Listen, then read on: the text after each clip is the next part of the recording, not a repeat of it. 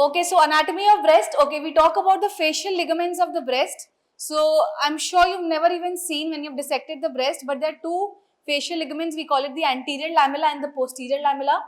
So the superficial fascia, it encases both the anterior and the posterior lamella.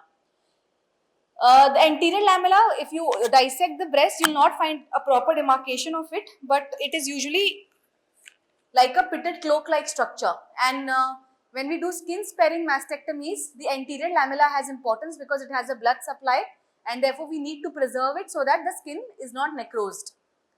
If we talk about the posterior lamella, it's just anatomy, so I'll not go too much into depth because you can go back and read it on your own. The posterior lamella is usually in the undersurface of your breast gland, which is just above the pectoral fascia, but it continues as a Scarpa's fascia below into the abdomen. If you talk about the breast and if you talk about the pectoralis major, there is a space in between them. So that is called as a retromammary space, which is also called as a Chasnek's bursa. And between the posterior lamella and the pectoral fascia, which is a retromammary plane, or we also call it as a prepectoral plane, that allows the mobility of the breast. Again, why are we talking about these lamella and the retromammary planes? Because this retromammary plane is a place where if a patient needs augmentation with implant, the implant is usually put prepectoral, that is above the pectoralis major and below the breast. And also when we do a breast conserving surgery, which we in short call it BCS, if we raise our flaps in that plane, then we see less of fat necrosis and less of complications. So what is pectoral fascia? So this pectoral fascia is a fascia that is just above the pectoralis major. It mainly covers two layers. One which envelopes the pectoralis major muscle and the second that envelopes the clavipectoral fascia. Also that extends above to the Halsted ligament. Now what is Halsted ligament? I think anybody who knows another name for Halsted ligament? Anybody know? The coracoclavicular ligament. So that is a landmark for level 3 dissection. So when you do an axillary dissection, when you go to the apex, the Halsted ligaments becomes your landmark to complete the level 3 dissection. Now Cooper's ligament, I think this is one ligament all of you know because you've read it a lot. Cooper's ligament is a ligament which is a suspensory ligament which is extending from the pectoral fascia through the glandular tissue through the skin. So it is coming like this. It is coming from the pectoralis major fascia towards the parenchyma of the breast to the skin. Now why is it very important? Also this is also divided into three parts, which is superficial, middle and deep. The importance of this is because if there is an infiltration of tumor in this Cooper's ligament, then if you like I already told you that day how we examine a patient with breast lump, we can see skin retraction. So when we see there is skin retraction while doing few typical types of examinations, it means that the Cooper ligament has been infiltrated. So there is a high risk of skin involvement. Also the deep segment anchors the breast to the pectoralis fascia. So the total removal of the gland is facilitated by removal of the pectoralis fascia. Now these are a little, I would say, I have not told you very basics of breast, okay, that it extends from the second rib to the sixth rib and it extends from the parasternum to the anterior axillary line. These are something that you know, this is very, I would say, a first year would also know because you're in final year. I have just gone to the parts which probably nobody has told you. So there's something called a septum fibrosum. It has a horizontal part and it has a vertical part. So the horizontal part has medial and lateral attachments. The medial is attached, you will not be able to understand this, but this part of this is actually a fibrous septum, this part. So this is the horizontal segment. Medially it is attached between the second and the fifth rib. Parasternally and laterally it is attached to the lateral margin of the pectoralis major muscle.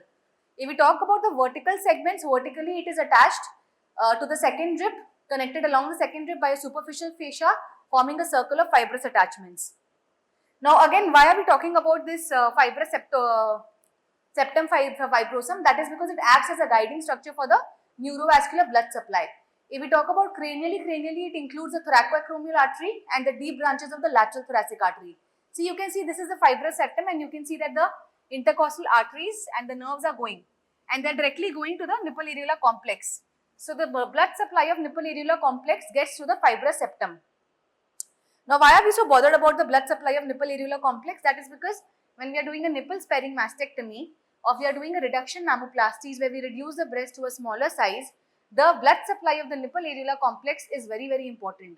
You cannot lose the blood supply because then the nipple areolar complex will necrose and the purpose of nipple sparing mastectomy will be lost. And the caudally, it contains the 4th, 5th, 6th intercostal artery perforators. This will be too much again for you. Okay, now if we talk about the blood supply of breast, what is the blood supply of breast?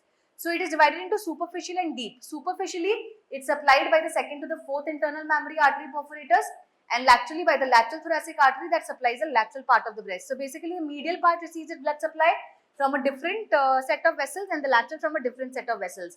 And again, that is divided into superficial and deep.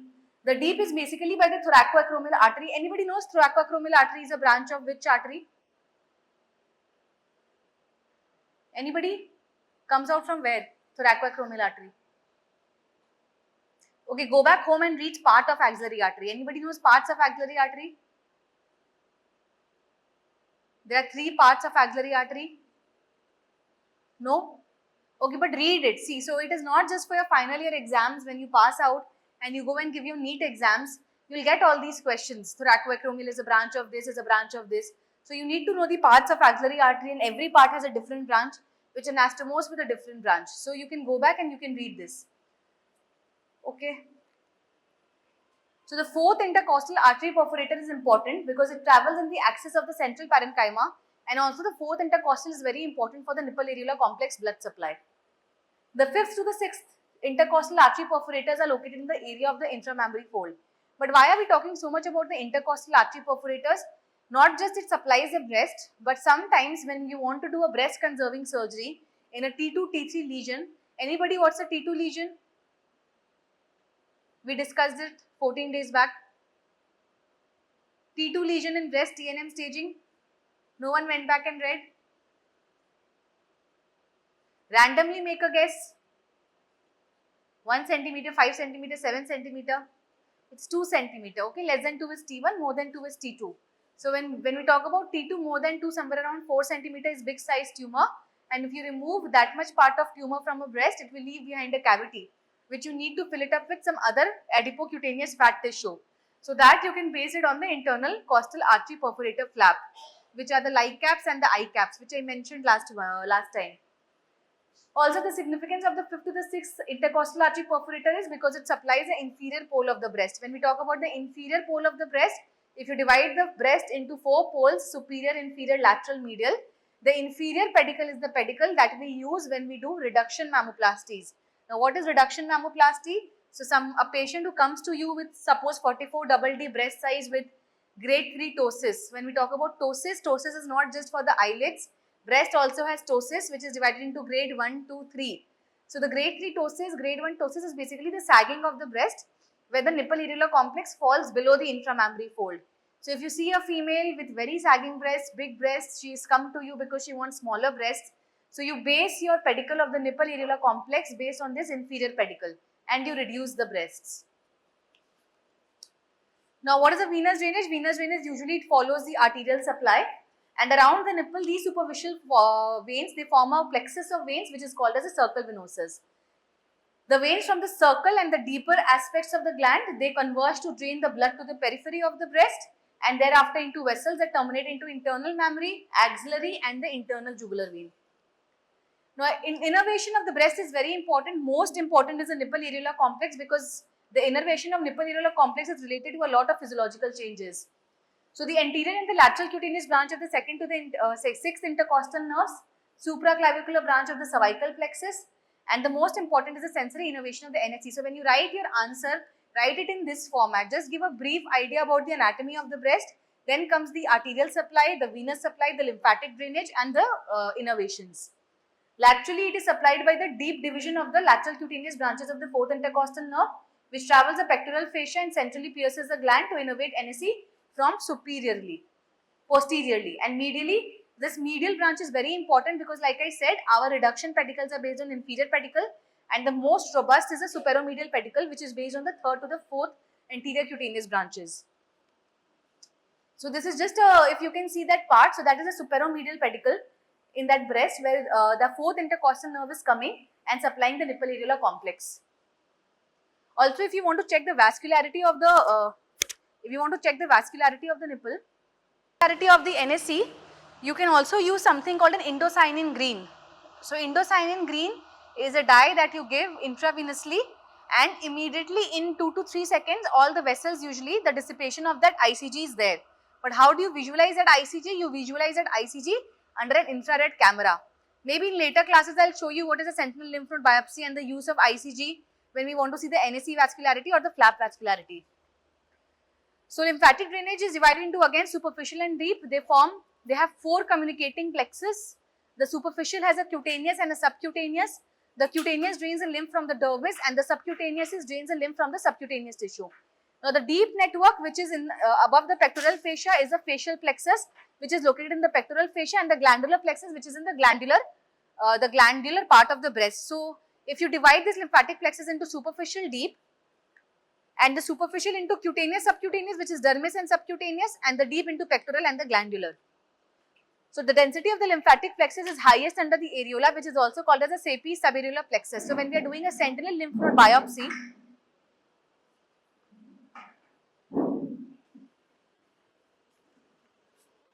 anyone knows what's a sentinel lymph node biopsy?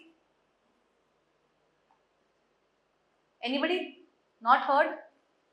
4 years never heard about sentinel lymph node biopsy? What is it? Anybody? Say it's okay. I'll explain again in details. Yeah, not invades but drains. Okay, so the tumor basically in breast cancer goes to the axilla first and then to the rest of the body. In most of the cases, 95% of the cases. So usually what happens, the lymph nodes drain. The first lymph node first gets affected and then followed by the rest of the nodes. So how is it going? It is going via the lymphatic channels, via the lymphatic pathways. So when we do a sentinel lymph node biopsy, we inject some dyes which goes via those lymphatic channels into the nodes. So that is why this sapi subareolar plexus is very important, because that dye mostly is injected in the subareolar region so that it reaches the lymphatic glands and the lymph nodes. Now 75% of the breast drainage is to the axilla and the remaining 25% is among the extra-axillary efferents. Now the significance is that the main direction of the lymphatic drainage, when the primary lymph efferent vessels close up or become blocked, and the medial lymph efferent vessels drain into the nodes along with the internal mammary artery. They form a subcutaneous anastomosis with the lymph vessels of the opposite breast. So if you'll sometimes see patients coming with bilateral breast cancer. So either they can be 2 different primaries or it could be the same that has been gone through the medial lymph efferent vessels. And the lymph drainage towards the subdiaphragmatic plexus to the abdominal wall is called as the Gerota's paramammary path explains liver metastasis. That this is basically these lymph pathways, they tells you how the breast cancer tumor spreads to different parts of the body or to the opposite breast. Axilla is the most common, most of us know, but to the rest of the body, how does it spread? So sometimes you will see that the patient's axillary nodes are negative, but patient has a oligometastatic or a metastatic deposit in the liver. So the subdiaphragmatic plexus is the reason why it goes to the liver first, but it's very rare.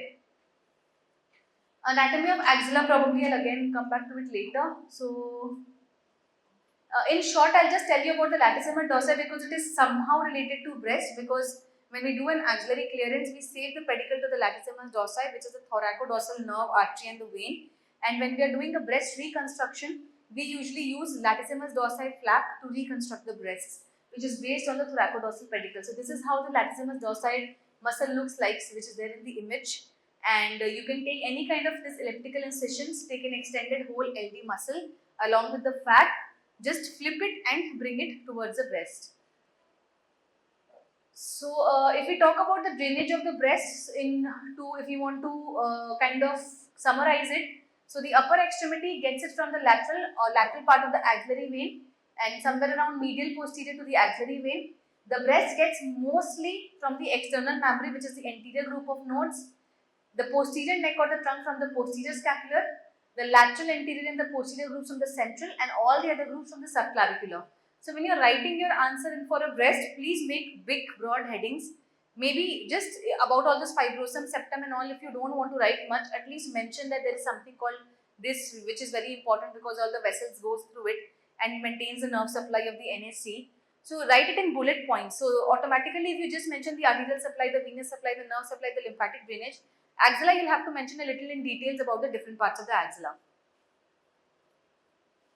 So anybody knows this Berg's classification of lymph nodes, which is related to pectoralis level 1, level 2, level 3? Anybody? Medial to pectoral, lateral to pectoral. 3 groups, yes. Group 1 is which pectoralis? Yeah. 2 is posterior, yes, and third is medial, yes. And when you do your surgical in internship, when you are assisting someone in the OT, you will be able to see those that is how the axillary nodes are usually dissected. So again, this will be again too much. So yes, if we talk about the surgical physiology, the effect of pregnancy on breast cancer. So pregnancy leads to a lot of changes in the breast. So the embryo and later the fetus and the placenta, they secrete hormones HCG and prolactin, which are responsible for the maturation of its mother's breast. And following the first trimester, if there is a spontaneous abortion, usually there is no change in the breast cancer risk as the breast is not stimulated to grow. Usually it starts growing after the first trimester. This we spoke that delayed childbearing usually exposes cancerable vulnerable immature cells to estrogen levels and patient is more prone to breast cancer, and provocation is extremely high because of estrogen exposure, and if the cancer cells have estrogen and progesterone, they may quickly grow to create a tumor which becomes detectable even after or during pregnancy. The treatment of breast cancer during pregnancy is completely different from a non-pregnant state. Now, what are the benefits of childbirth and pregnancy? This also we had spoken that childbirth and pregnancy usually leads to amenorrhea and therefore reduces the estrogen levels, and therefore it is seen protective for breast cancer. Breastfeeding reduces the mother's risk, and when the baby is weaned off, the breast lobules from type 4 becomes type 3, and after menoform it becomes type 1 lobule. So just remember in bits and parts. See, nobody is expecting you to know a lot in your final year exams. So just mention these broader points that you know how the lobules becomes type 4 to type 3 and in menopause into type 1 lobules. The carcinogenic effects of estrogen also we spoke. The breast cancer is not attributable to DNA which were inherited from parents such as the BRCA genes. They are largely due to the effects of estrogen. The carcinogenic of estrogens are mainly because of two actions: as a mitogen acting in concert with progesterone and as a direct carcinogen through the formation of metabolites. So these are the two reasons why estrogen can cause breast cancer. Now we talk about the axilla. Axilla is very interesting because it's very difficult for a final year student to understand. When I was in final year, I used to find axilla very difficult, but actually it is very easy. So axilla basically drains, axilla has 5 group of lymph node drainage if we talk about that way. So the central or the apex is the one which I told you where we do a level 3 dissections. Level 1, level 2, there are 3 axillary dissections that we do, level 1, level 2 and level 3. So level 1 is below the second intercostal nerve. Level 2 is when we go to the axillary vein. Level 3 is when we go to the apex, that is the Halsted ligament. So these 5 group of lymph nodes are important because they tell you how extensive the breast cancer disease is. Now, if we talk about the boundaries, anterior axillary line is by the posterior border of the pectoralis major, and the posterior axillary line is by the anterior border of the latissimus dorsi. And the apex, like I said, is Halsted ligament. जब पूरा start হবে তাহলে আমি মুখ থেকেই বলে দিই তারপরে সেকেন্ড পার্টটা স্টার্ট করে দেব and what are the contents of axilla? It contains the axillary vein, the axillary artery, lymph nodes and the brachial plexus. So I had given, yeah, this is just what I told you. It's like a pyramid shaped space between the upper part of the arm and the side of the chest. It forms an important passage. It forms an important passage for the nerves, blood supply, lymph vessels as they travel from the root to the neck of the upper limb. So, see this diagram that is given. This is the axilla. Very difficult to understand like this, but this part is the medial wall. This part, which is more towards the humerus, is the lateral wall. That part, which you can see the clavicle, which where the Halsted ligament is the apex. This becomes the anterior wall, and this towards the scapula or the subscapularis, the muscle lies there, is the posterior wall. So it is the upper end of the axilla, the apex of the axilla, and continues to the root of the neck through the cervicoaxillary canal. Now these boundaries are important for you more for your NEET exams because your questions will come like what are these are the boundaries of the cervicoaxillary canal except.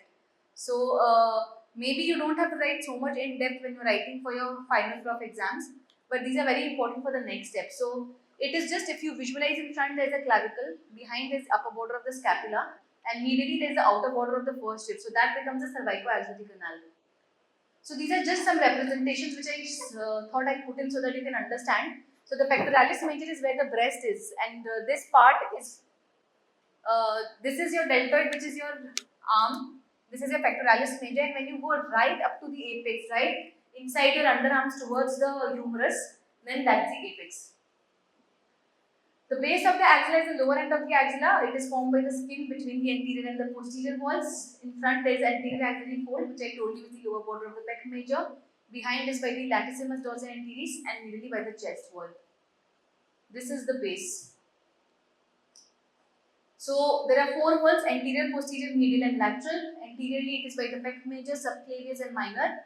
Posteriorly is by the subscapularis. So when you are doing your axillary clearance, when you are taking out the serratus, when you are taking out the nodes next to the nerve serratus anterior, the muscle that you reach is the subclavius.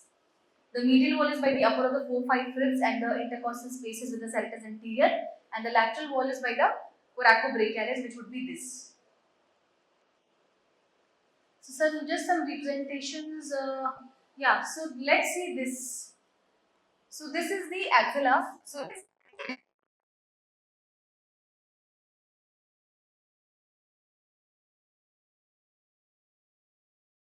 this is just a way for you to understand where exactly, what exactly the boundaries of the axilla are. Now there are three spaces that this axilla and the muscles makes. So these three spaces are also again important for your NEET exams, and not for this, which is a quadrangular space, the triangular, there is an upper triangular space, a lower triangular space and a quadrangular space. So they have some further boundaries which you need to know, and those allow some nerves and vessels to pass through those boundaries. I am not going too much into depth. Whoever is interested can go back and read about it.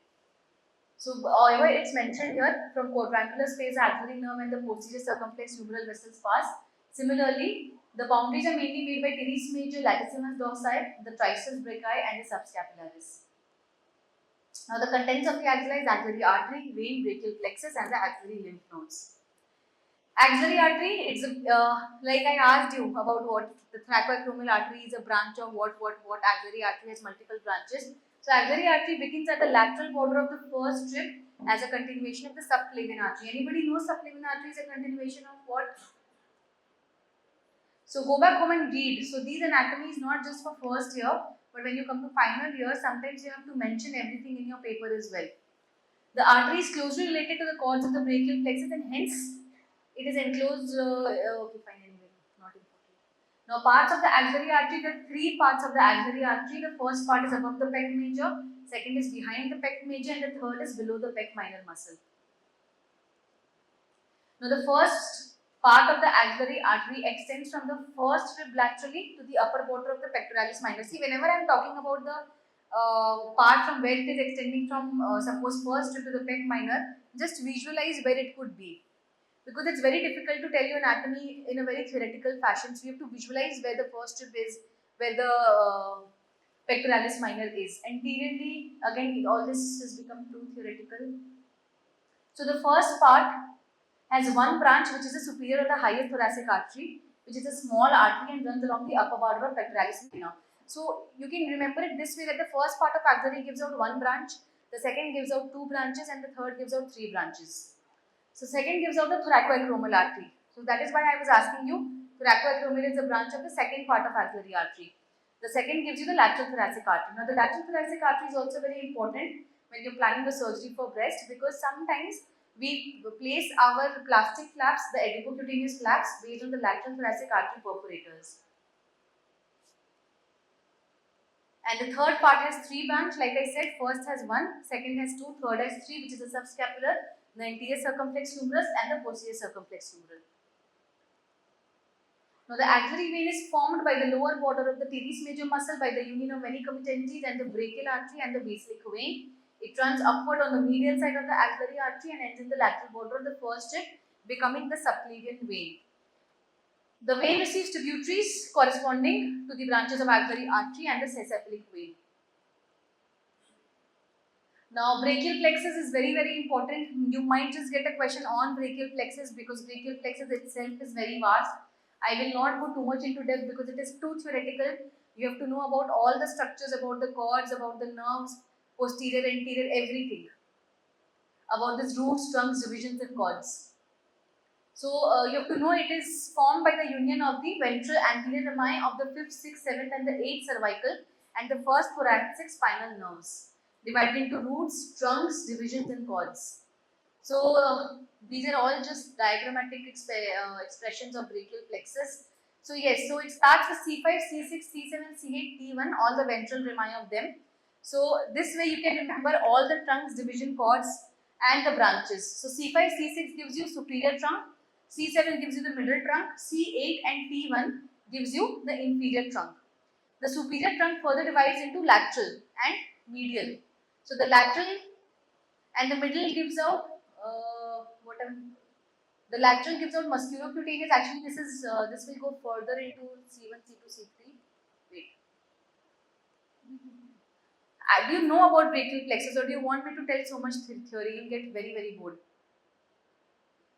Tell me if you want details of the brachial plexus, about the nerves arising from that, because that is not related to breast and axilla, but it is related to your upper limb basically. But because they all come out through the axilla, so your brachial plexus becomes important.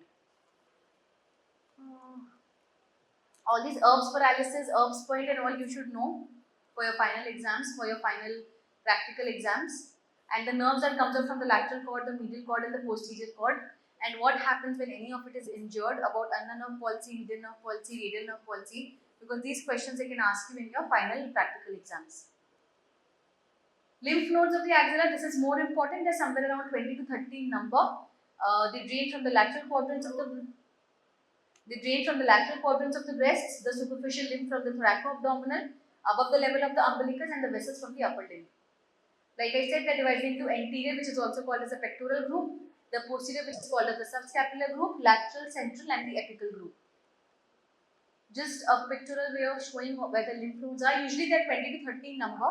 So if your axillary dissection has less than 10 nodes, that means your axillary clearance is usually inadequate and you need to go back and clear it again. So this deltopectoral groove is important. These nodes are not strictly axillary nodes because they are located outside the axilla. So they are not a part of the axillary nodes.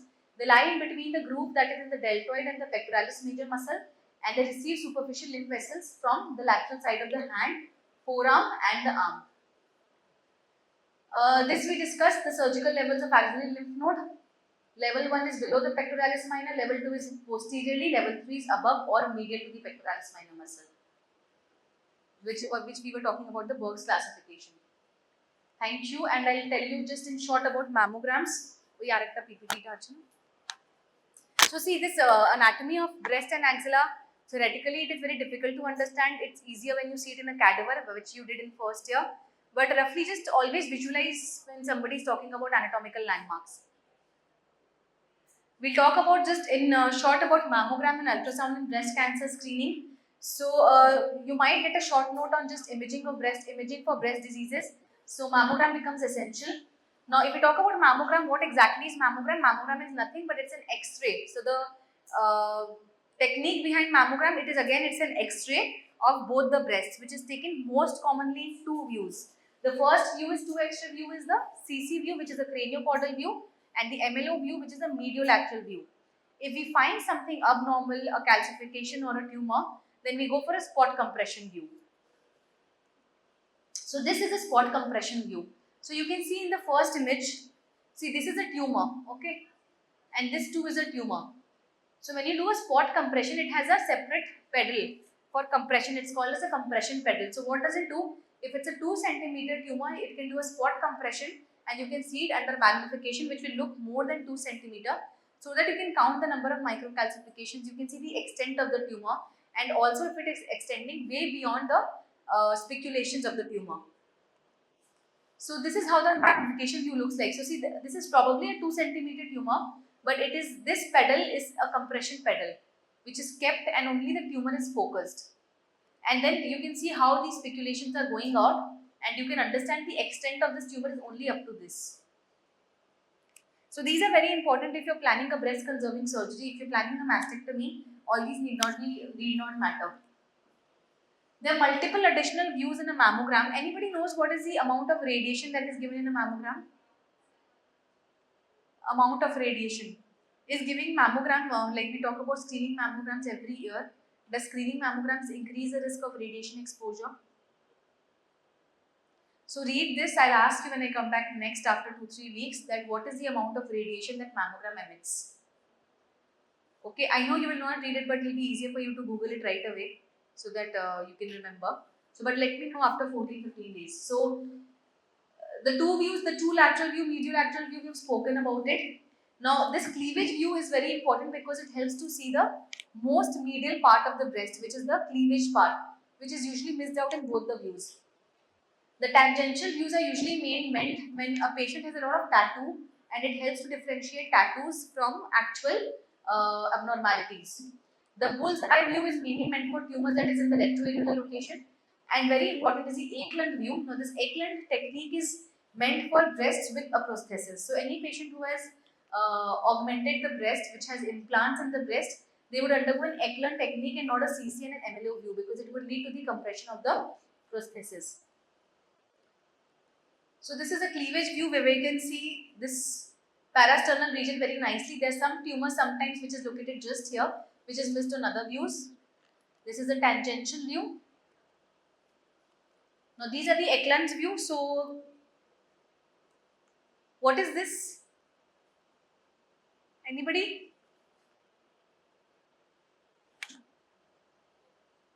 What is it? Does it look like a normal mammogram? What is it? It's written also. It's an implant. Okay, so we do Eklund technique in case of augmented breast, where an implant is placed in the prepectoral plane just below the parenchyma. There are few forbidden areas which we cannot visualize on the MLO views.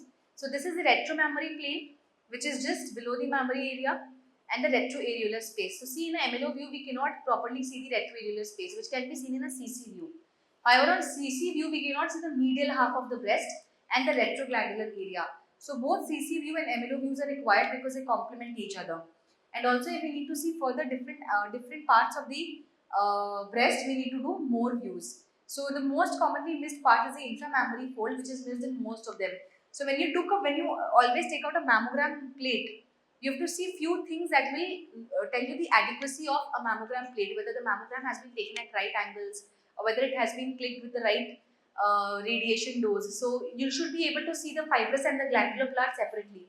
So see this part, this white part is a glandular part, and this whole fat, the black thing is a fatty part.